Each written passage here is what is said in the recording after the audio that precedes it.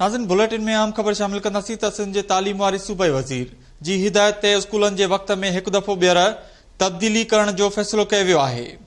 अवां त सिंध जे तालीम वारे सूबाई वज़ीर जी हिदायत ते स्कूलनि जे वक़्त में हिकु दफ़ो ॿीहर तब्दील करण जो फ़ैसिलो कयो वियो आहे। सूबाई वज़ीर तालीम रेना हुसैन थधि जी लहर खे नज़र में रखंदे स्कूलनि जा वक़्त तब्दील करण जी हिदायत करे छॾी आहे। ब्रेकिंग न्यूज़ आहे त सिंध जे तालीम वारी सूबाई वज़ीर जी हिदायत ते स्कूलनि जे वक़्त में हिकु दफ़ो ॿीहर तब्दीली करण जो फ़ैसिलो कयो वियो आहे।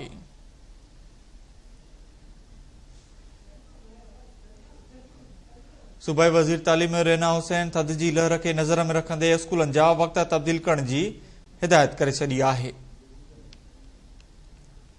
तालीम खाते चयो आहे त कराची रीजन जे स्कूलनि खां अलावा सिंध जे ॿियनि ज़िलनि जा स्कूल सुबुह 9 वॻे शुरू कया वञनि।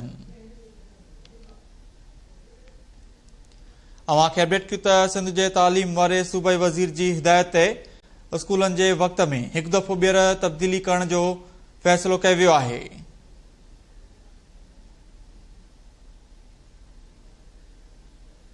सूबाई वज़ीर तालीम रेना हुसैन थधि जी लहर खे नज़र में रखंदे स्कूलनि जा वक़्त तब्दील करण जी हिदायत करे छॾी आहे।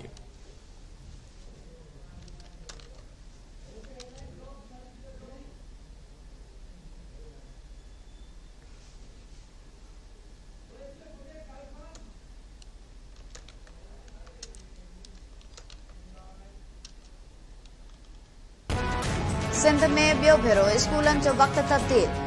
तालीम वारे वज़ीर जी हिदायत ते कराची खां सवाइ सूबे जे ॿियनि शहरनि में स्कूल हाणे सुबुह जो 8:30 वॻे बदिरां 9 वॻे खुलंदा।